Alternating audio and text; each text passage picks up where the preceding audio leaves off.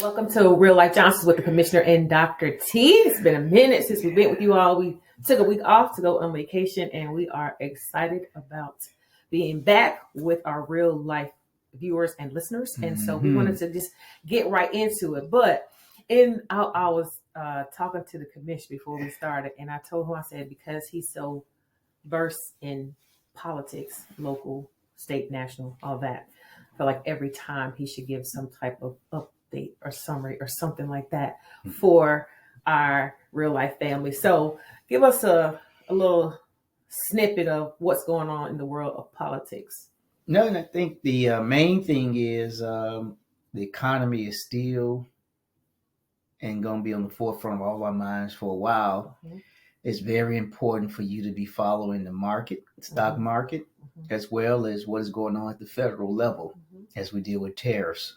Tariffs is just an additional tax on goods and services that may be coming. And the way we're doing it now in America is if a country has a tariff on one of our products and we don't have it on theirs, we may do what we call a reciprocal tariff to try to get a balance. Mm-hmm. And so you need to understand the markets and things that you may purchase in the future. Right.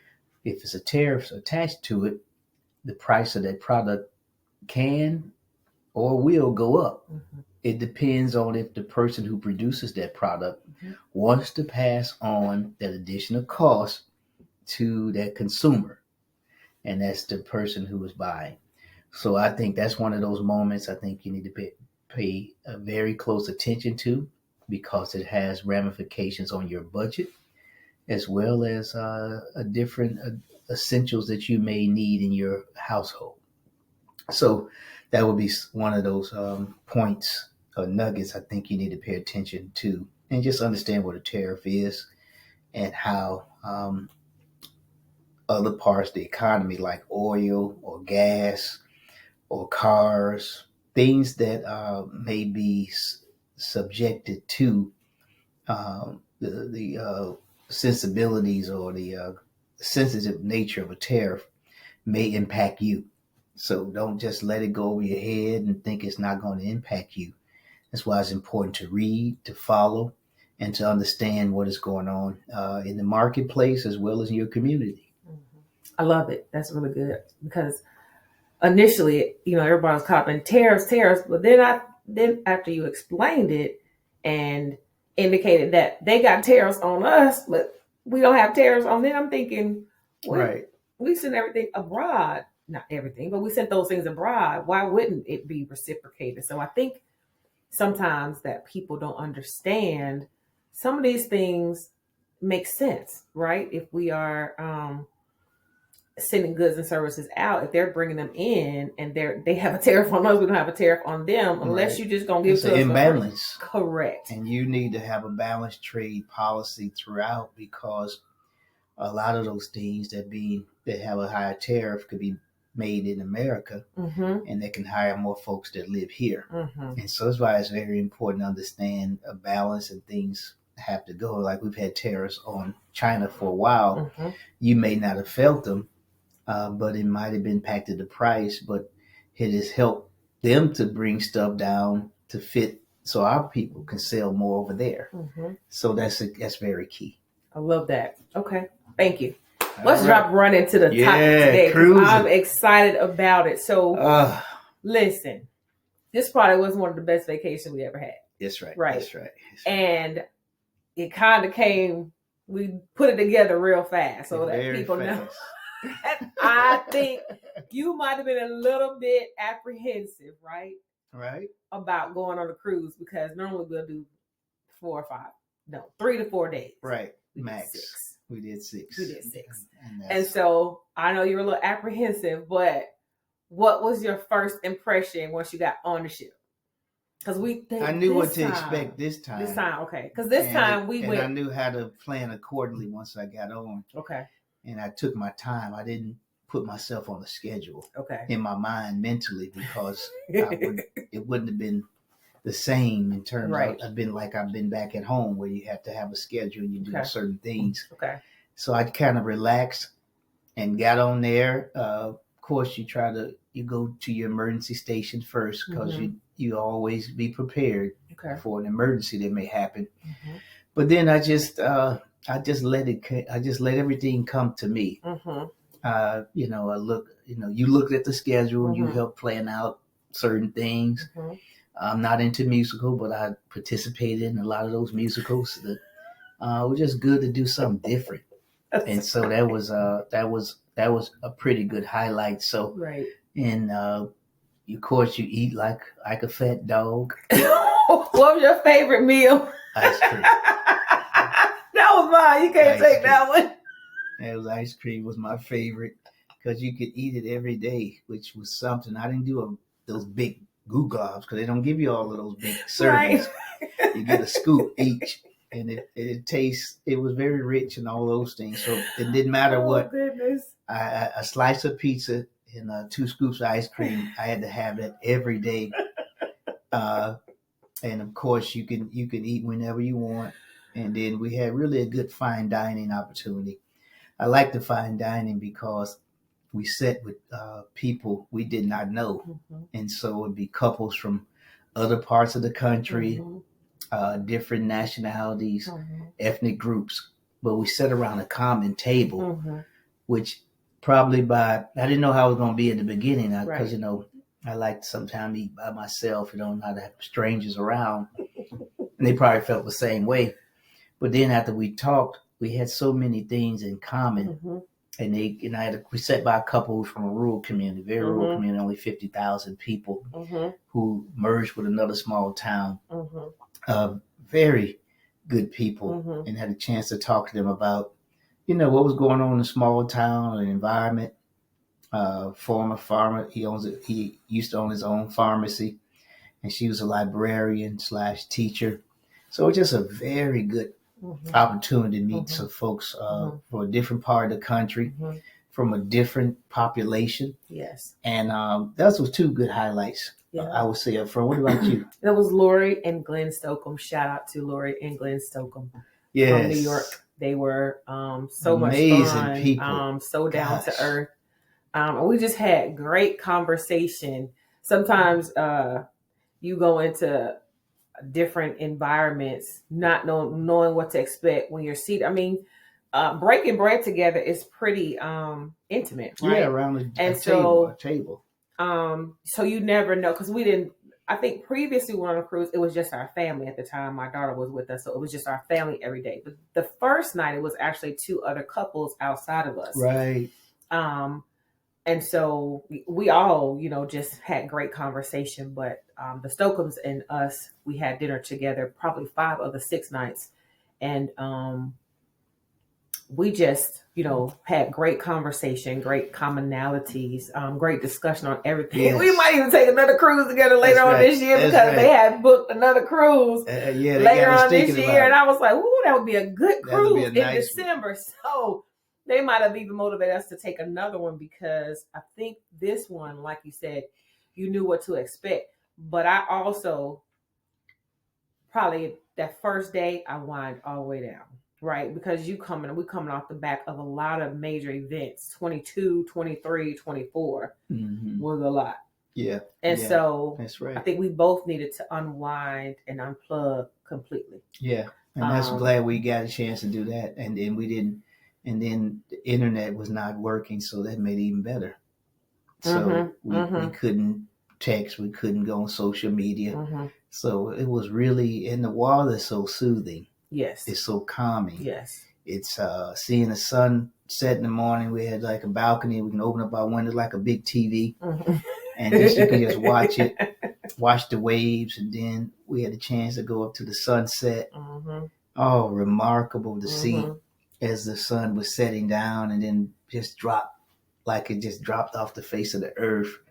But to be up there and to be with other people was just like a moment, like in the Shawshank Redemption. It's like you like when you play in the opera, everybody is in that little field, the court, playground.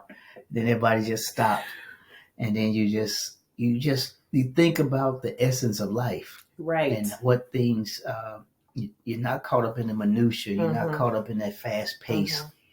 and you can just, exhale. So I think that was a really good moment as well, that we really, really enjoyed, just to connect with each other. Very true. Very true. What was the most, I guess, surprising thing, if you hadn't already talked about it, on this cruise as opposed to other? Some moment stick out about this cruise as opposed to others? Just going off the boat to different places. Mm-hmm. We had a chance to go to Cozumel and hang out for a day. Mm-hmm. I think that was an amazing thing, because you leave the boat and go out to a whole nother country and get a chance to really, really enjoy that part. It's just an opportunity. Our goal was to buy a magnet, so we could, everywhere we go, we put the magnet on the refrigerator. That's right. That's all we were focusing on. That's it. We weren't going too far from the boat, people. Yeah, we try to just go to the little shopping areas and then go back. And then the second one was we had a little submarine type of boat. That's right. And we had a chance to just go underwater in the fish and see the fish and the coral reef. Grand Cayman, and just talk to them. Then the actual driver of the boat is also a diver. So he went down into the water, and all the fish came up to him like little puppies. He was feeding them, and they know when he's coming, which is so amazing. And it was called Cheeseburger Coral Reef, because I think people didn't like the coral reef at first, and they threw cheeseburgers in the water as a protest. I don't know why they threw cheeseburgers in there, but that was it. But I think those were some of the good highlights in going to meeting some of the people from the Cayman Islands. Were very hospitable. They were nice. It was just a nice environment. It wasn't as humid as Cozumel was. So it was. I think those were two. I got a lot of moments that stick out, but those were ones that we had a chance to just go and connect with people from different islands. Yeah.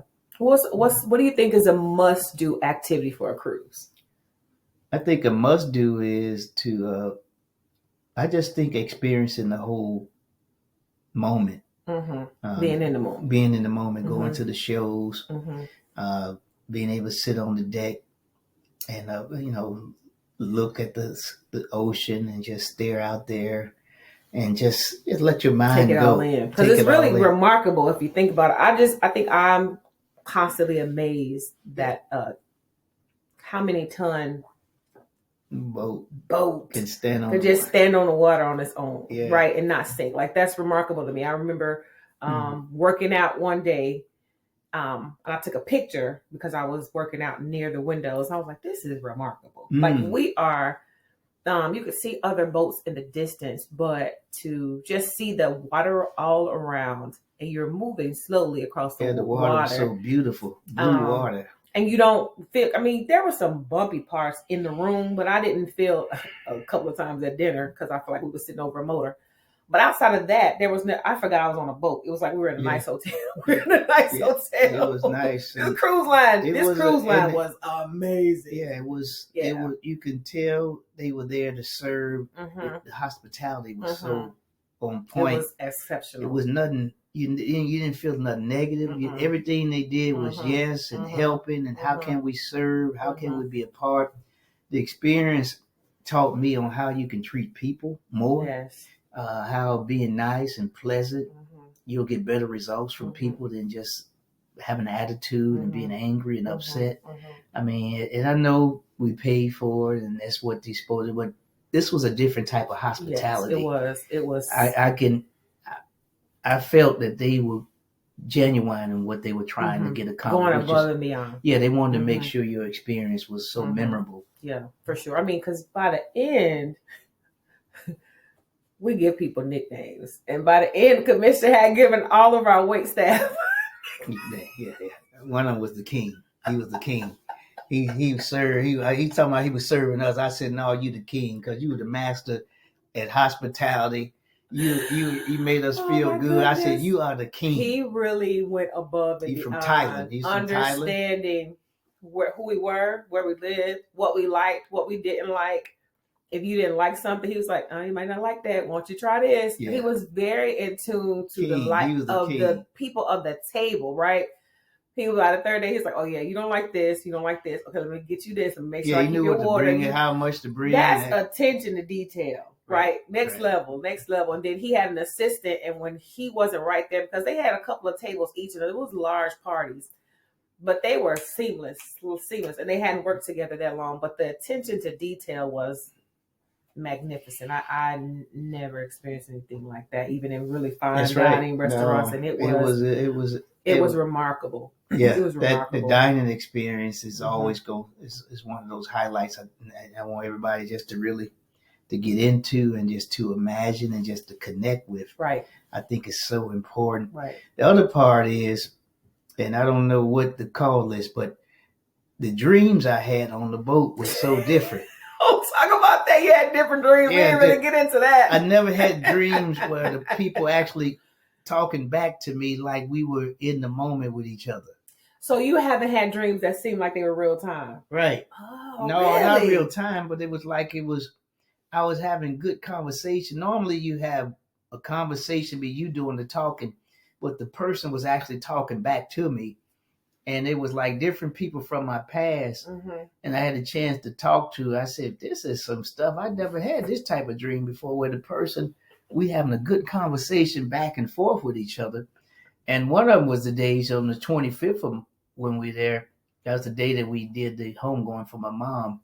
So I thought I would be moved, be into that. But it was like having a conversation with her was a different type of conversation. Because normally you have a conversation. I had one when she first passed. Then you have them intermittently. But this one was like it was a peaceful connection conversation. I don't know what they call it. I'm going to try to find out what that really means. But it was, the dreams was different because you're on the water, I guess, and the boat is moving. You don't feel like you're moving. But it was like, I said, man, it was so vivid. Yeah. They were so in the moment. I can't explain it, but it was like it was like you can pinpoint, and it was very distinct, and it was more of a conversation and dialogue that I've never had before. So I don't know if in dreams you're in your subconscious, so you don't pay attention to a lot of detail. But these, was like, it was like me and the person was like right there with each other. So that was something that I don't know why, but it was like that stood out as a weird part, but a good part, because it was people from the past. But we normally in my dreams, I'm talking or doing most of the action, but you don't have a lot of dialogue back and forth. But these are like you had time because you were patient. It was like you had all this time where you can have a back and forth. And I didn't just wake up like most of the ones. I like to keep going. Like with my mom, I like to keep the conversation going to see what's going on, where you at and all of that. But you just wake up and you can't get back to it. And so with these one, I was able to stay in the moment and talk and just have dialogue. So it was good. Is there anything on this trip that you did that you normally wouldn't do? No, I mean, I just like the pace.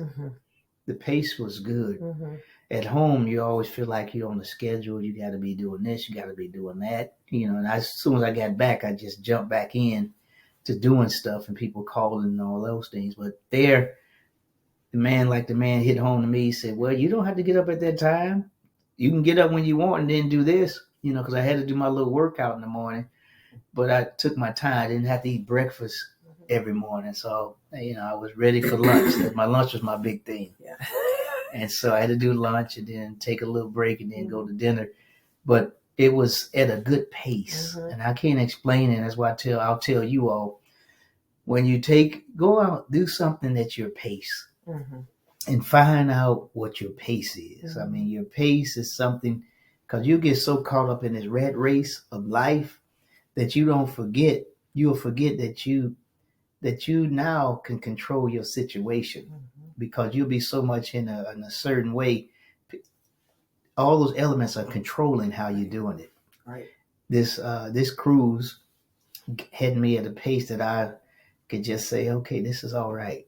You know, I didn't feel rushed. I didn't feel like I had to get somewhere. I didn't feel like I had to make this. I had to make that. It was like, and it was long enough that you know, you can move. And maybe maybe a takeaway from that is that you can slow things down. Yeah. Right? Is that everything is not urgent. Everything is not important. That you can say, hey, I'm not taking calls right now. Right. I'm sleep a little longer and it's okay. Yeah. It may be you telling yourself, hey, I don't have to do this right now. Hey, we're gonna work out at 12 instead of right when I get up. You know what I mean? Right. Giving yourself the space to slow down. Right. That's it. You know what I mean? Because day one you were like, because I was like, oh, we gotta get up here. And he was like, nope, we're not rushing. We'll get there. We'll get there. I said, oh, we're on vacation. Right. And it was we got there in the right time. At the right time. I mean, to go up and down and talk to people. Sometimes we hung out late at night and they had the party where only you had the microphones on your ear. Trip me out. What they call the silent disco, ladies and gentlemen.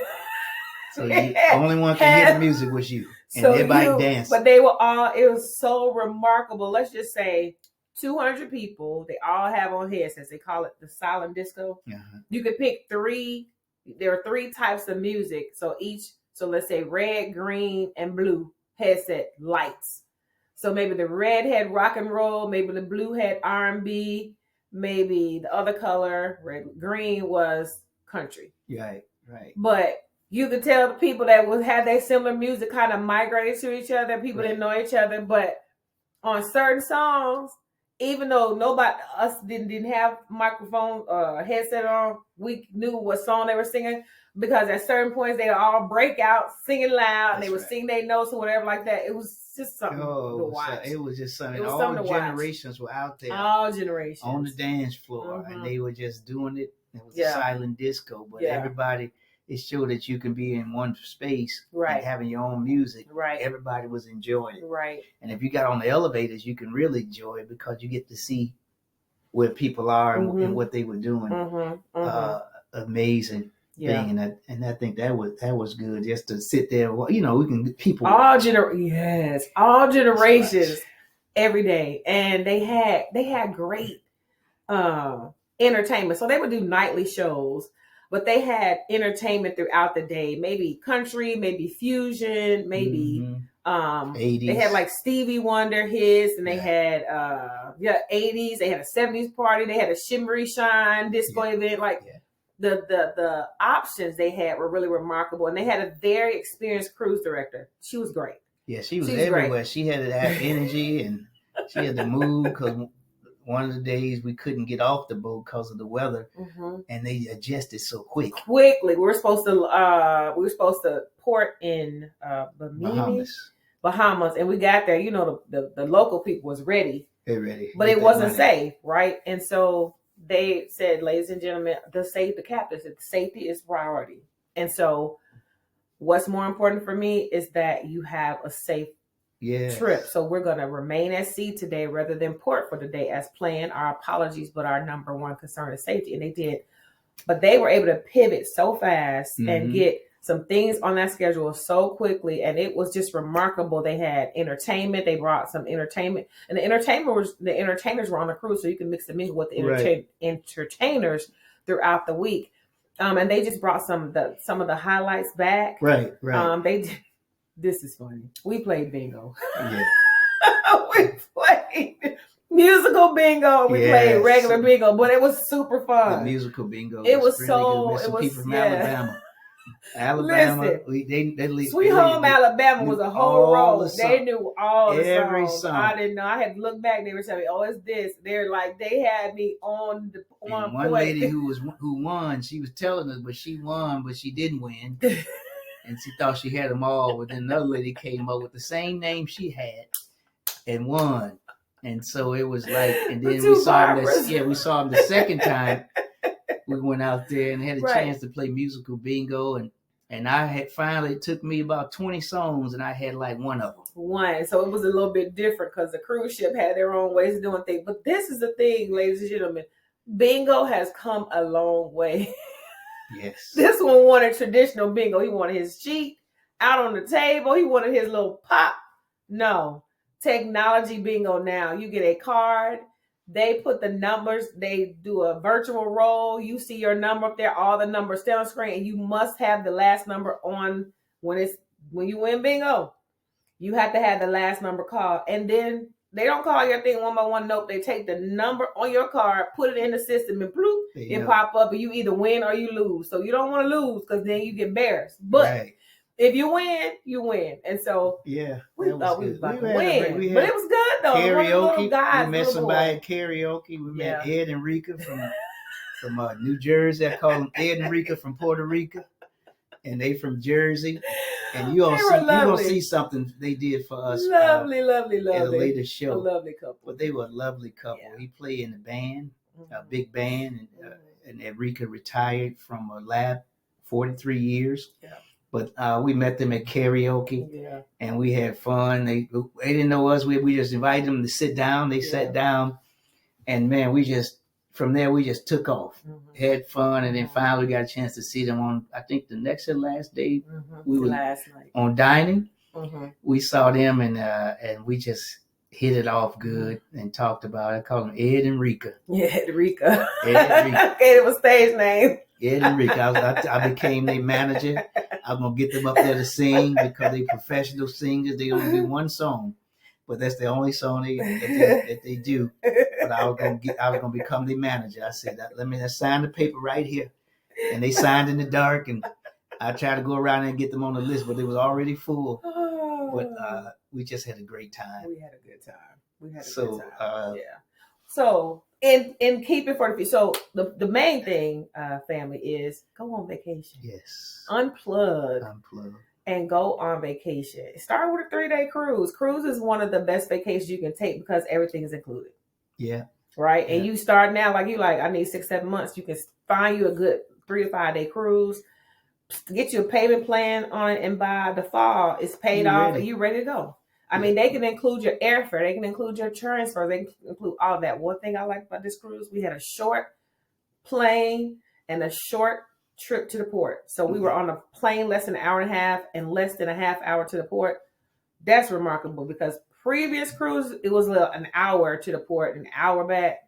Yeah, it was a while. It's like everything was great. Dr. T organized it superbly. It was very but good. The thing is, for you to just try varieties, you may be used to, being on a plane and taking somewhere else, try a cruise. Right. I think it's worthwhile. Yes, I think you need it. I think you will enjoy it.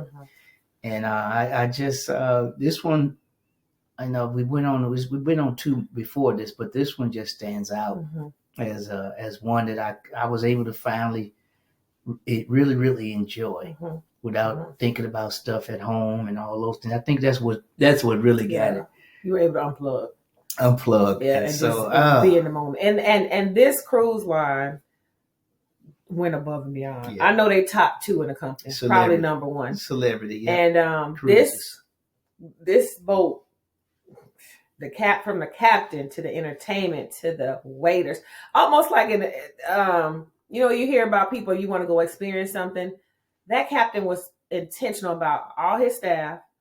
Those staff had the same level of expert. Listen, if the cruise general common areas and restrooms always clean, that's constant. It was you got meticulous. Cleaners out very in meticulous. The community areas and the restrooms.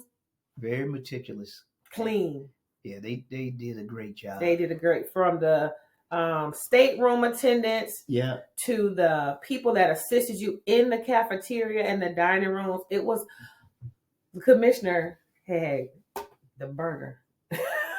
And he was excited about the burgers, but everybody's talking about the burger station. He's like, I'm gonna get it later in the week. But he got the perfect burger, he thought, but it was a piece of hair in it. And he had to go back, up the stairs, back to the back of the ship to get another one. But in the time frame of when he left to go, someone came to pick up the plate. And I was like, you got to take this plate. And there was something wrong when I said, it's a piece of hair. That person went and got the manager. The manager came over there and said, can I get you something else? What do you want? And I was like, we don't want anything. They was like, what's your room number? Tried to make sure that, they resolved it. And again, customer service like that is not the people don't go that extra mile. They went the extra mile all the time. And so they served you with pleasure. And it was remarkable. Remarkable. Man, and that's so, excellent. Keep up the good work. Yeah. Real life. We keep sharing this, keep connecting us with great people. Like we said, this is our journey together. Yes. And we're going to make it work. This podcast is reaching people, is inspiring people, is educating people. But the goal is, remember, your life board that you got, you still have those goals that you're trying to reach. We want you to reach them. You can reach out to us to help you if you need help, but keep moving. Don't give up. Keep thriving and make a difference in your community. All right. Until next time, Real Life Johnson with the Commissioner and Dr. T. We'll see you real soon. Bye, Bye-bye. everybody.